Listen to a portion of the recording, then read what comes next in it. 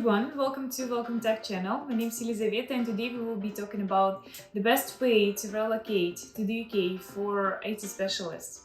So we will talk about that visa that is called the Global Talent Visa. We will talk about does it need the employer, does it need some extraordinary achievements, and is it possible to relocate your family members with you, and when you can get your passport on the Global Talent Visa.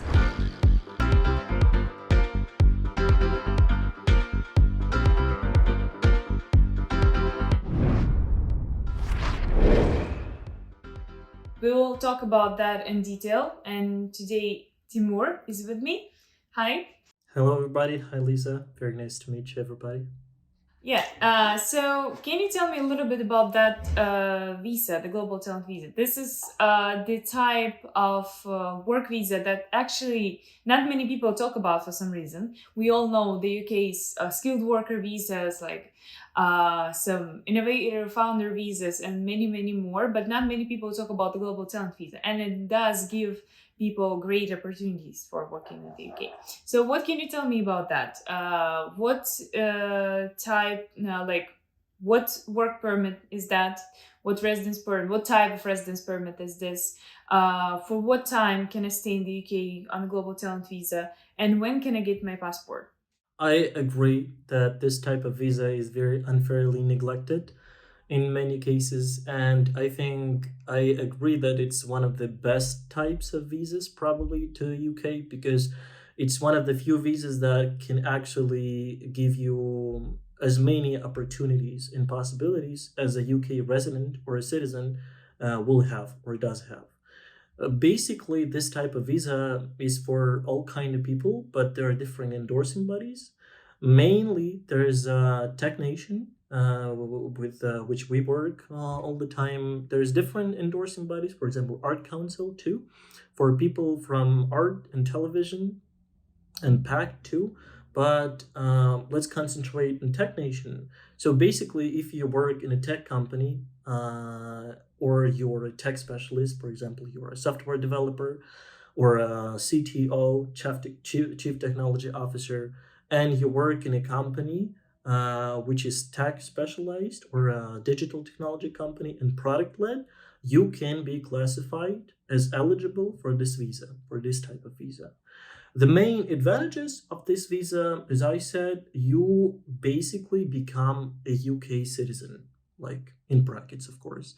The main limits that you may have when you receive this type of visa are very minor, probably don't even play such a major role in your life. First, you cannot be a sports person, you cannot train athletic teams, you cannot be on athletic team in the UK. And second, you cannot receive grants from the government, you cannot be sponsored, and so on. So I think, from my point of view, these are very minor disadvantages, and they do not impact your life in such a way that it would be like felt in this way. So yeah, and it's one of the few visas that can lead to citizenship. And if you apply for this visa as a exceptional talent, you can get a residence permit in 3 years and a citizenship in 4 years. So this, I think, is one of the greatest advantages of this visa. What do you think? Right. So, just a little bit that I want to add. Actually, not only you, like for most applicants, you have to work in a tech company, like which is a product-led and digital technology company. And for some applicants, for example, if you are a technical applicant, what they call that, any kind of a developer, actually, you can work in any kind of a company. You can work at consulting, outsourcing, does not matter. And if you are a business applicant, what they call that is product management, like project management, sales managers, C levels of any kind, except CTO. And this means that you need to work in a digital technology and product lab company. So even people from not tech companies who are related to IT, they can also receive this kind of a visa. And this is right that you've said about switching to ILR, which ILR, it just means like a permanent residence to the UK and citizenship. So it's basically your citizenship getting process. It contains three stages. So the first one is receiving a visa, which is like a residence permit or work permit, any kind of a visa in the UK. Then you're receiving ILR, which is indefinite leave to remain, which is a permanent residence basically. Your like pre-passport stage and your passport. So as Timur said correctly, there are two types of this visa. Exceptional talent visa and exceptional promise visa. So what's the difference between them? The exceptional talent visa is for people who have usually more than 5 years of experience in IT. That means that it's like the plank is a little bit higher here, so it's just a little bit harder to get this visa. Then the exceptional promise visa for people who have less than 5 years in IT, and the plank here is lower at this point. Before, when it all started, and I remember like this visa was released about 2019, and this is about the time that we started working with that. It was only called it was called exceptional talent visa, but like the UK government understood that they want to grab more people from different countries, more IT specialists, even who are like not who do not have some extreme like achievements yet, but they are promising. So they have come up with this exceptional promise type of visa.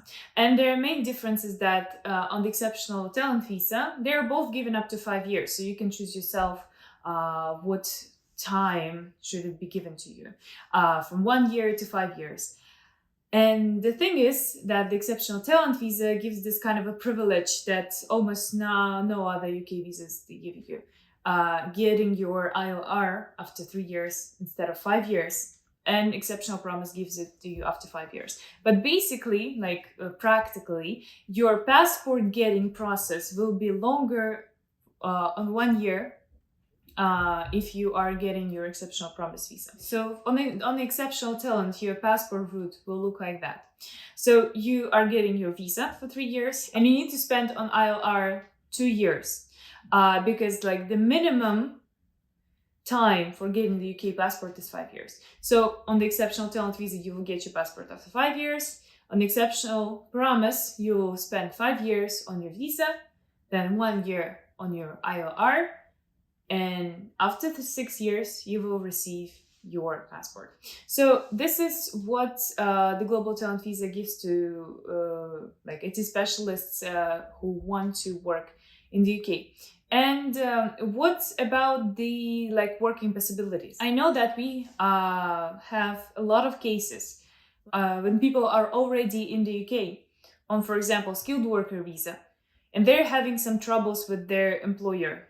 So, for example, like bad relationship with employer, or like the wage that they think they deserve more of it, or maybe they want to change their jobs, and they are on a skilled worker visa. And many of these people, they try to switch on the global talent visa. So, can you tell me why? What's the point? Why do they do that? Just what are the advantages of the global talent visa over skilled worker?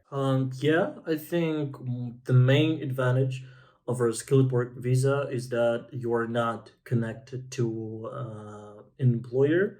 As I know, let a skilled worker, when you work for a certain employer, your visa and your legal status is connected and is bound to your employer. So if anything happens, if anything goes down, and your employment is terminated, you're given 2 months to change your employers. Otherwise, you're going to have to leave the country immediately. So that's the main advantage when you come to the UK as a global talent, or you switch to a global talent visa in the UK. You can work for any employer. You can be like sole proprietor. You can be like unemployed and do your visa, but you are not bound to a certain employment or to a certain company. And that's the main advantage, that you're free to work as you want. The main thing is that you are likely to be welcomed more if you work in your field of exceptional ability. For example, if you are endorsed as an exceptional software developer, please come to the UK and work as a software developer.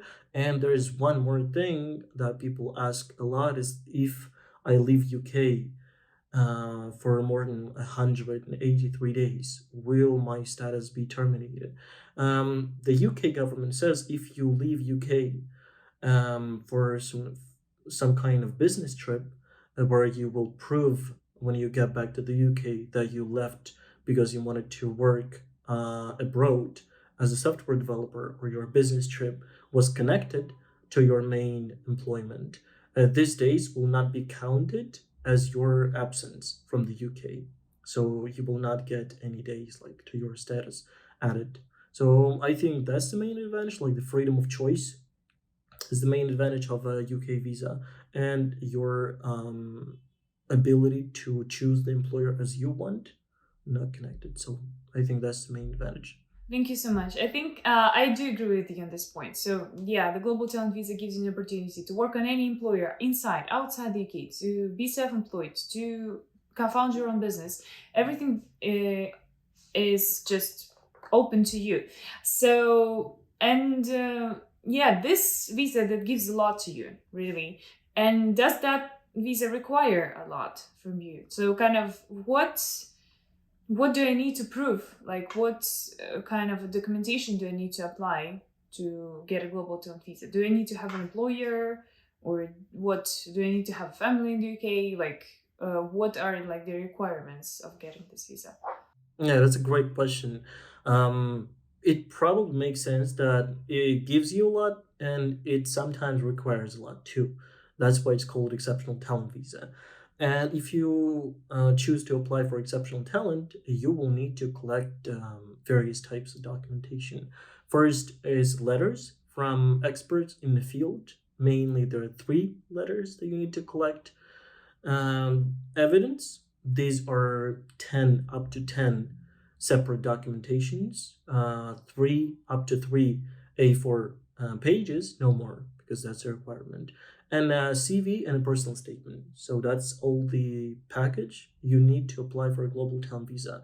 You do not need any employer. You do not need to like a job offer, invitation, or some endorsing organization that will give you like a consultation letter. In the UK, no. All you need to do is collect this type of documents. And when you collect evidence, these are like main type of documentation. You need to choose what criteria you're applying for. There are four optional criteria and one mandatory criteria. Optional criteria is like innovation, how innovative are your products, your projects, and so on. Recognition is external profile, what you did outside your job, if you publish articles, and so on. Third is a contribution, so basically your input, your impact on the company. Like if you developed a product within the company, if you developed a product, if you developed a methodology, and so on. And the last one is academic. I think academic is the least widespread among our clients, at least. And basically, it's a tech input that you made within the academic field. So that means a PhD degree that you earned, or maybe you published some article in a peer-reviewed journal, and so on. So when you collect all these types of documentations and provide proof that you actually did develop a product, a project, and so on, you can apply. All you have to do is pay an application fee, and boom, that's it. So it's pretty easy, I would say, the application process. So I agree with you about the fact that the OC4, which is academic criteria, is the least common among the people I know who have applied for the global talent visa. And I think the most common like criteria combination is like OC2, which is recognition, you're outside of your main job activity, and OC3, which is contribution. A lot of people, they can cover contribution, and sometimes it causes some problems to cover OC2, which is a recognition. So in this point, we know how to help you too. So you can sign up for free consultation if you want to apply for the global talent visa, but you do not have your recognition ready. We actually can help you with that. Okay, so great. This is the visa that you need to show yours, like certain achievements of yours, to apply and to get all these benefits like from the UK government. Okay, I get it. And how long does it take to get this visa? And what about your family members too? Let's cover two of these points. Like the first, family members. Who can apply with me? Can my spouse apply? Can my children apply? Can my partner apply if we are not officially married? So can they do that? And what will the process be for us all? Like how much time does it get? And what if I want to apply myself first, and my children and spouse, they or partner, they will join me after some time? Is it possible too? Yeah, it is possible. Yeah. So basically, this whole process of application is divided into two different stages. First one is getting the endorsement letter. The endorsement itself, when you collect all documentations and you need to be endorsed. Second process is applying for entry clearance. So this basically like the visa you get when you need to enter the UK. The first stage, stage one, we do it pretty fast. We do it within like 3 weeks. So if you do it yourself, it will probably take you like 2 months or 3 months, maybe even more. Depends on how willing you are to spend your time doing this. But the second stage is faster. We do it within like 1 week, maybe 1.5 week. If you do it yourself, probably take like a month too. So you can list your members, your family members, as your dependents when you get the endorsement letter. You can have your wife and children apply for a visa for an entry clearance as well. As for your spouse, if you're married or not married, it doesn't matter now because you will still have to prove your relationship. This could be some legal documentations like your tenant or your different documentations like you pay utilities together. So this documentation will also do. And you basically fill out the application form for you, for your wife, and for your children, and pay the application fee, and that's it. After you give your passport and documentation to the processing center, like visa center, your application will be processed. And in our cases, there were no accidents or there were no precedents that a spouse or a wife or a child were denied a visa. So second stage, we pretty much have 100% success.